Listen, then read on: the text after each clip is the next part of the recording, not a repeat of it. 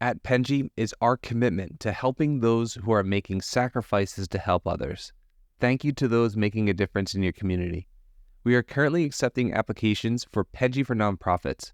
If you know a nonprofit or you are one yourself, head over to penji.co and click on Penji for Good at the bottom of the website to learn how to qualify.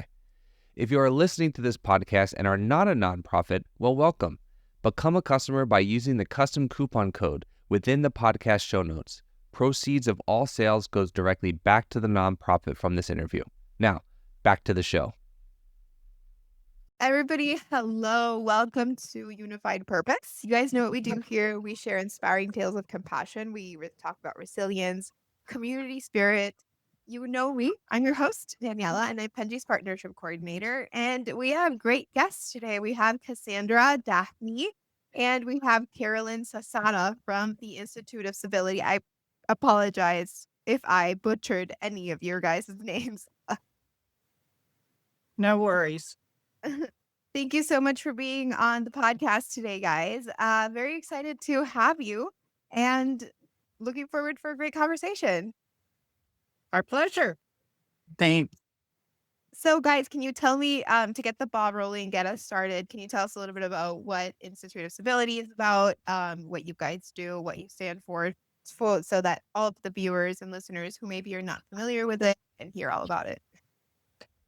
I'll kick that off. My colleague and I started the Institute for Civility in Government, actually, back in, we formed it in 1997, launched it in 1998, and we're a 501c3 nonprofit. And so we really started it out of our experience of taking adults to Washington, D.C., and discovering that when we disagree with one another, we really don't know how to handle that very well. And I spent a couple of years looking for someone across the country who was dealing that, couldn't find anyone, and so we stepped into the void and formed the Institute for Civility. Originally focusing on government because that's something that impacts all of us and we can all have a role in.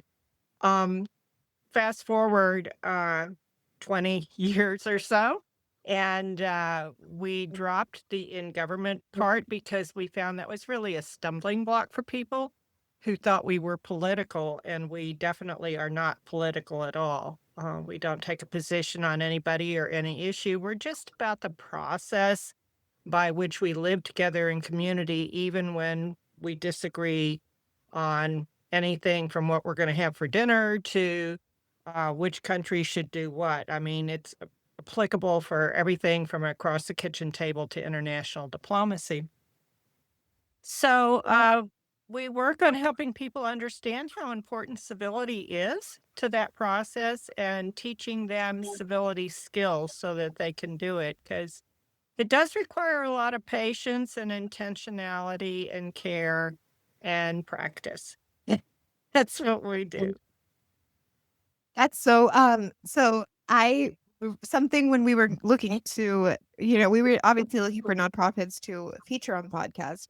When I was looking into you guys, something that really spoke to me was the aspect of international diplomacy and civility. I think they're terms that very few people are familiar with, but that people struggle with. To give you guys background, I studied diplomacy and international relations as my college degree. So I didn't start with marketing and business. It kind of just happened. But we stressed that out a lot because when it came to negotiations, when it came to conversations and just like dealing with a lot of these things, they were huge things that came in. And I had never really seen a nonprofit that focused an idea on such a thing. And it inspired me to want to ask, what actually made you so passionate to, dedicate an entire organization towards this topic specifically? Well, mostly the shift in culture over time. Like I said, we started back in the 1990s and nobody really understood why we were concerned.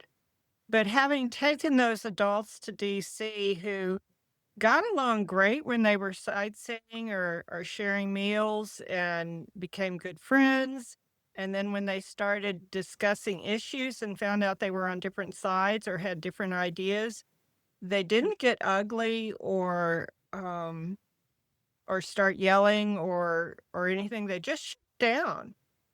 And when you're tackling issues, whether it is within your family or within the community or the country, or as I said, international diplomacy, if you can't talk with one another, you can't do anything else. We have to be able to talk in a respectful and constructive way. So the trick is to take those disagreements that are a fact of life and switch them from stumbling blocks to assets, to opportunities, to ways to move forward. And I guess part of the passion comes from the fact that my colleague, my co-founder, who is not able to be with us today, but my co-founder, he and I found ourselves on different sides of many, many issues. And we were working together, and we had to figure out how to do that in a collegial fashion. So it was in the early 2000s when people came up to us and said, "This is a great idea, but my gosh, it's hard. Will you teach us how to do it?" And that's when we developed our civility training. Um, so all along the way, we've been way ahead of the curve, and we have some great programs. And our new program director, Carolyn Zasada, we are so excited to have her on board. And she's going to bring some fresh energy and fresh ideas and fresh perspectives to the table.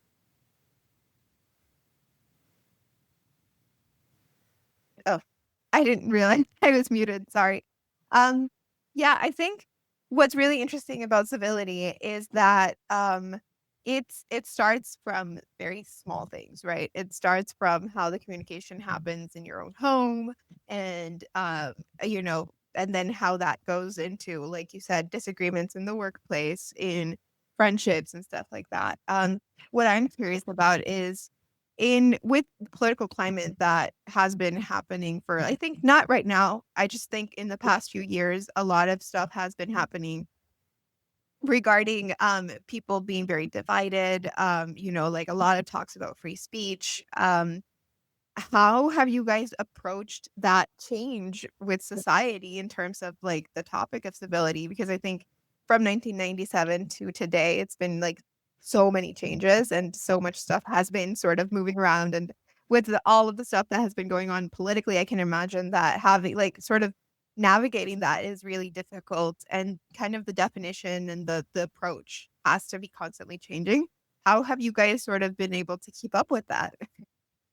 Well, actually, the definition hasn't changed, and our approach has only expanded and built on what we have already been doing.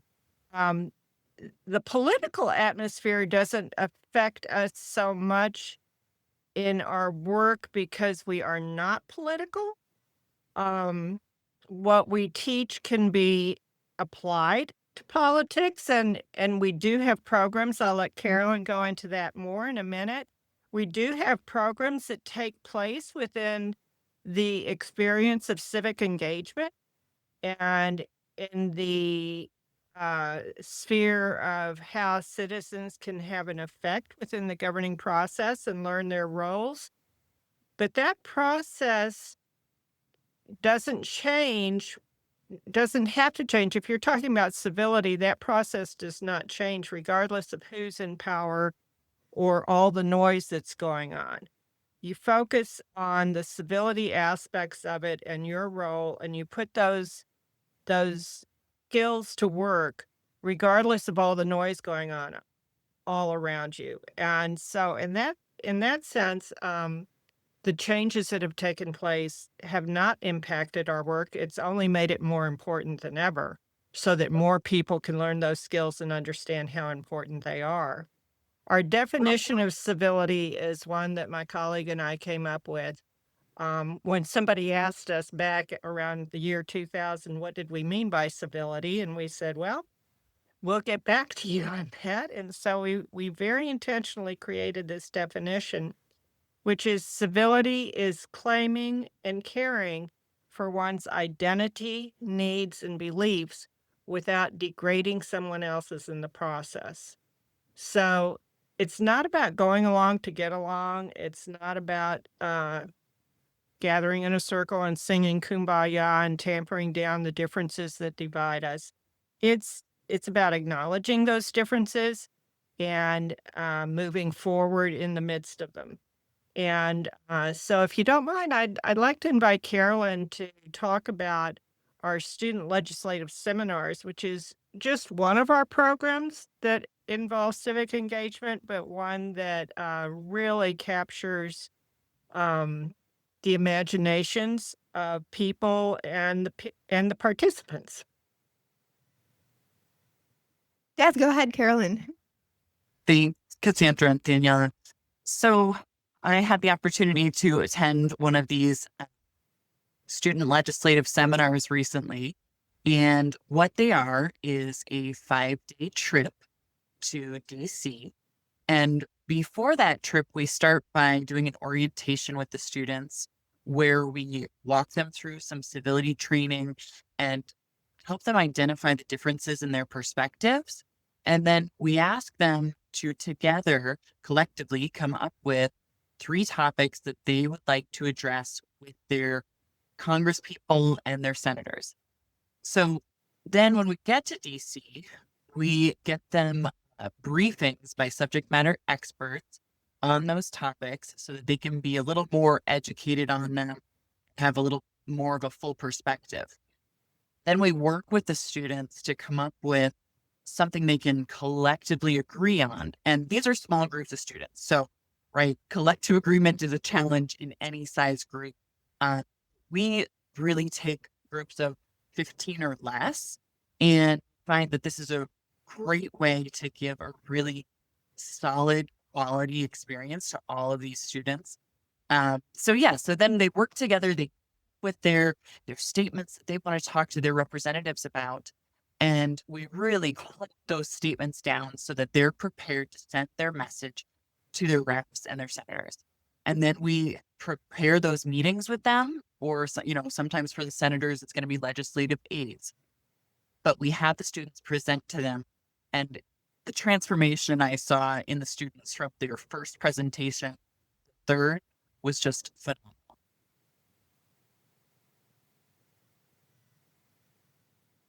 I keep muting and forgetting.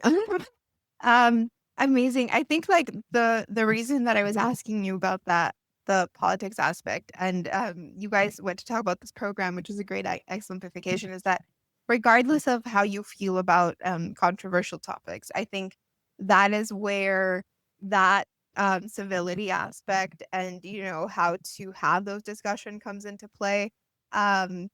It can be really important. I think we see a lot of people struggling to communicate their ideals, their opinions, what they stand for, and then having productive discussions with someone who doesn't feel the same way. Especially with things that are kind of like when it comes to legislations, when it comes to opinions of things like that. And I think sort of being able to teach someone from when they're young how to approach this without it being into like these really big fights is huge. I think it's probably one of the biggest things that we have to target, which is like the younger people, right? Absolutely.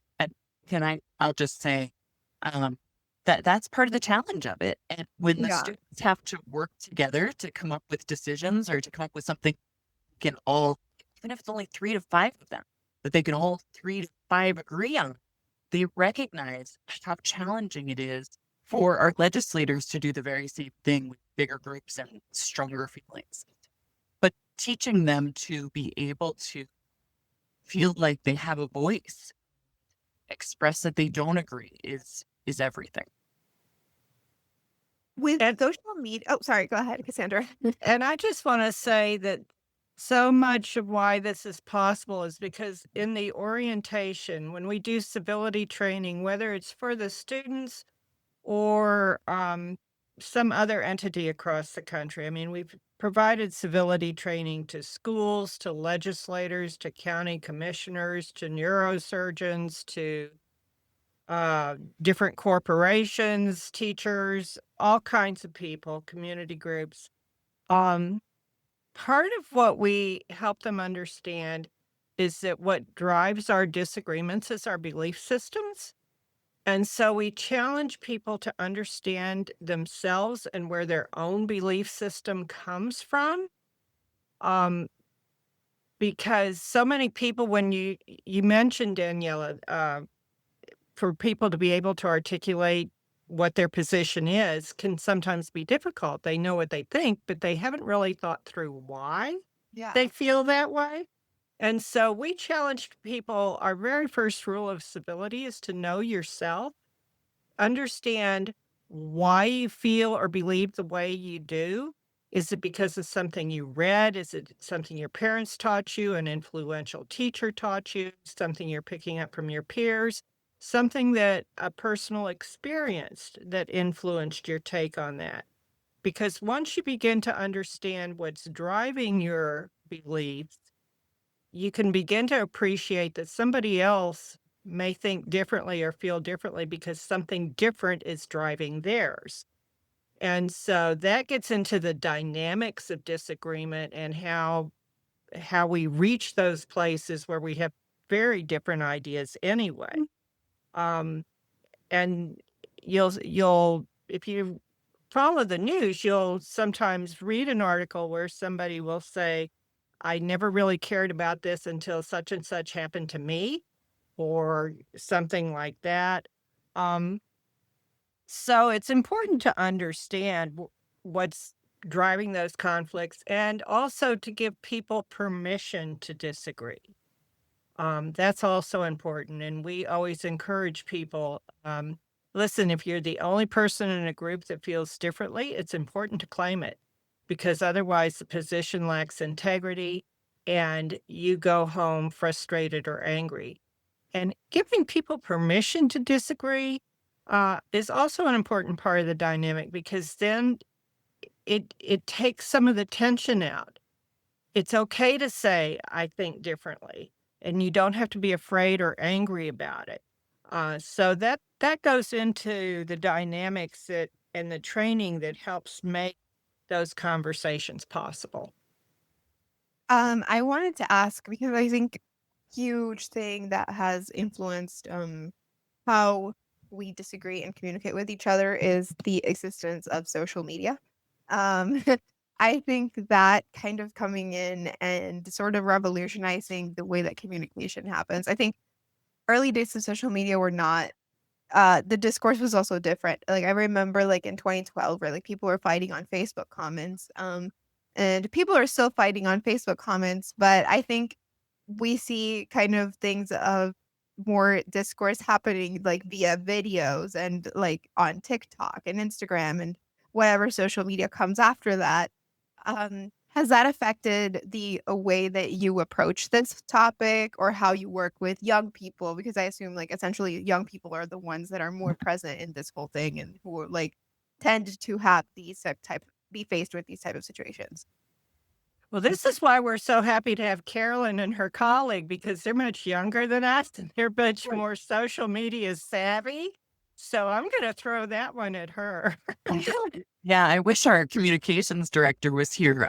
Her name's Talisa McCall, and she's doing a fantastic job of helping us dive into all the social media realms a lot better and trying to leverage those more. So, but you know, it's challenging, and of course, I have the director of programs and development, so this is where I say it's hard to do things without. And so, you know, it's always important to make sure that we're pulling in financing and funding so that we can fully fund positions like Tali says. And right now she's part-time, but if we had her full-time, she'd be going crazy on all the social media. But, you know, I'm excited to look at leveraging interns and people like that to maybe help us with. But I totally agree. We need to update some of those things. Yes, I'm excited to see what comes of that. No, I was asking because I feel like social media has revolutionized almost everything. And with things like, I think communication is huge, just like how people communicate with each other.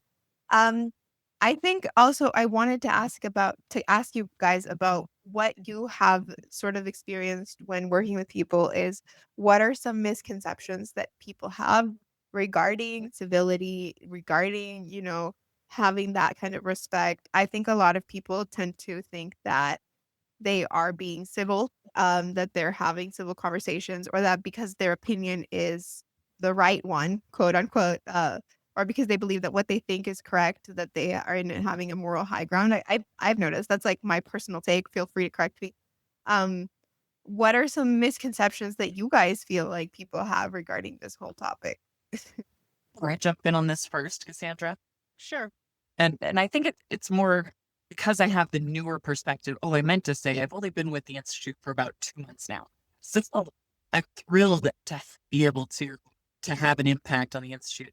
So passionate mission. Um, but one of the biggest things that I wasn't anticipating, one of the first misconceptions I had was thinking that it was just politeness. And politeness didn't really have a place in progress and civil discourse. And the way that Cassandra and the Institute teaches civility is not like that, though. They make it very clear right off the bat that it's not just politeness. It's not withholding what you believe or what you think. It's just as she said in the definition, claiming your own beliefs and then respecting others, but not letting go of your own, feelings. It's being open-minded and respectful of the other while you learn more. And I will just say one of the misconceptions that's out there when you start talking about civility is the idea that everybody wants to be civil. um, because from the very beginning, back in the 90s, we uh, had people tell us very clearly that they want nothing to do with civility, um, that they're not interested, that we could take it, and you can imagine what they told us to do with it. We've been cursed at, we've been spat at, the prayers that were never shot at. Um, and so there's always going to be that element in society. I believe there always has been. People are people, and I believe that on one far end of the spectrum, and I'm not talking about politics here, I'm just talking about a range of behaviors. There are always going to be people who uh, don't want anything to do with the rest of us, and are very clear about that. But for the vast majority of people, I think, and again, this is across the political or ideological or racial or generational or class or any of those other silos you want to put us in. Um, I think the vast majority of people are starving for civility and are hungry for it, and they just don't know how to get there. And it can be very hard when somebody's in your face, um, in a less than kind way, or when you feel truly threatened physically or emotionally. It can be very, very difficult. And it does require commitment, uh, Mindfulness, I think, a lot of it. commitment, high energy, focus, passion, practice. And sometimes you're still going to get it wrong. I mean, we all have a bad day. And that's why the Institute sends out quotes quite regularly to the people who subscribe to us or who support us through membership, is because we all need reminders, myself included. Um, and we all need role models. And the great thing about being a part of something like the Institute for Civility and Government is that so many people feel isolated and alone, particularly since COVID, that being a part of something like this helps you understand that you're not alone, that you're a part of something bigger, that you have a support group to help you be more civil. And I think that's really important in our ability to maintain civility and to have constructive conversations is to tap into that desire that deep down I think most of the people have. Yeah, I think like it's commendable because like you said, I hate it when I feel attacked. Like just it's not a general setting. I don't like it when someone talks to me and it feels kind of rude from the get. Like that immediately ruins the conversation for me because it's like, well, then why are you saying it to me like this? Like, even if it's constructive criticism or creative, like, or just like a creative discourse, even if it's not something like a very loaded take, Mhm. the approach is already going to set the tone for the entire discussion from that point forward. So part of what our civility training does is teach people how to reset that tone when it gets started that way. How do you keep from just going down that road of attack or defend or fight or flight? How do you get out of that? And so that's part of what our training does, and and it can be done. And the truth is, people respond well to civility when you can pull it off. It's sort of contagious. What goes around comes around.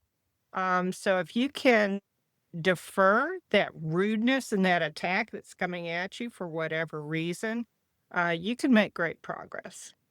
Does it ever come across I feel like I've had discussions with people who kind of um they try to de-escalate situations and then it feels like it's passive aggressive or condescending and then it's the opposite effect of kind of de-escalating and then it's just like, well, why are you being like this? Do you know what I feel like that tends to happen a lot with trying to de-escalate situations, which is that it feels like an attack still, except it feels passive aggressive, I would imagine.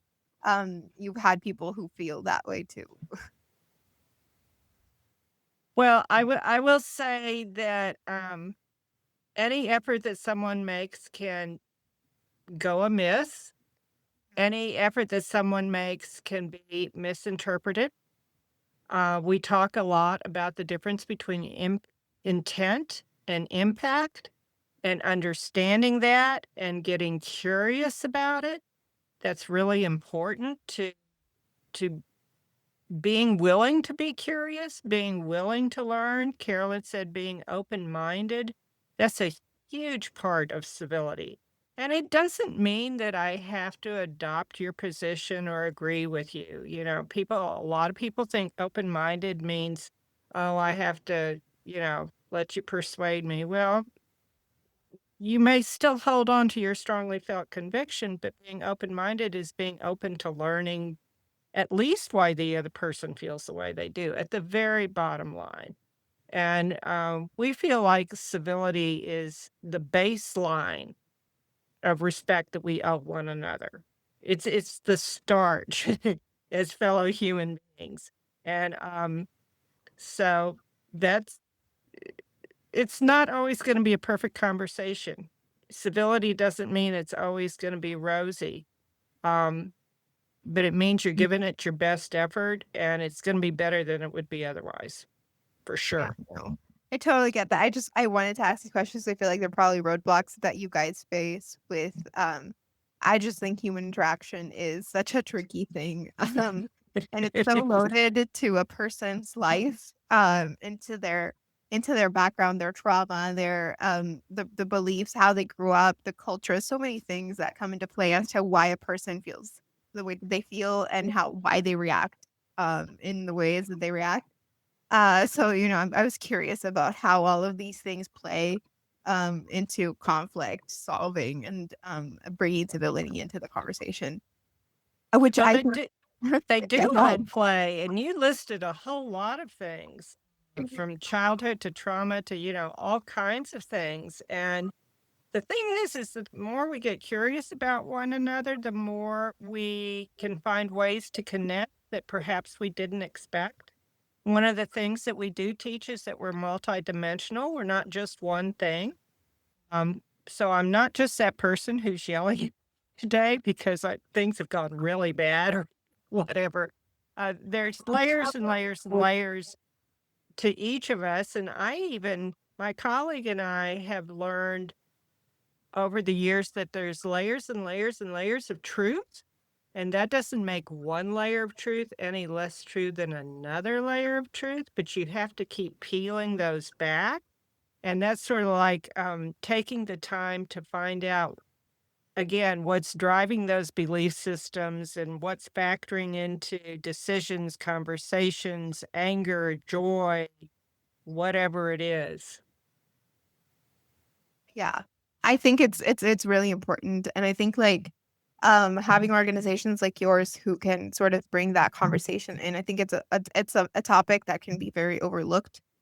We tend to focus sometimes a lot on like what opinions we have, but we don't think about productive ways of discussing them. So I think having stuff like this is very important and very nuanced, I think. And I think it's great that you guys have been doing this for such a long time, and a great note to end the podcast on. But before we do, I do want to give you guys space to promote anything, to plug anything, if anything that we spoke about today resonated with our audience, if they want to donate work, whatever it is, the space is yours, guys. I'm throwing that to Carolyn. Okay, our website is instituteforcivility.org. Cassandra, help me if I get anything wrong. And you can become a member there and subscribe to our monthly emails and quarterly newsletters. Find out more there. We do congressional student forums. That is one of the other primary programs that we have. So if you'd like to have a congressional student forum, we'd love to help you do that. And we'd love to have more student legislative seminars as well. And we do civility training all over the country. So just reach out if you're interested. Hey, awesome, guys. And I will be adding the links to the description of the video so that anybody can easily access them, so that all of this can be ready to go. Cassandra and Carolyn, thank you so much for being on the podcast today. Thank you for having us. Thanks for the opportunity, Daniela. It was great having you guys. I will see you on the next episode. Bye. You've been listening to Unified Purpose, brought to you by Penji. Check out the show notes to learn more about today's guest. And to learn more about Penji, the human-first creative subscription service, head over to penji.co. And by the way, if you're still listening, it would mean the absolute world to us if you were to share this podcast with a friend and, of course, subscribe.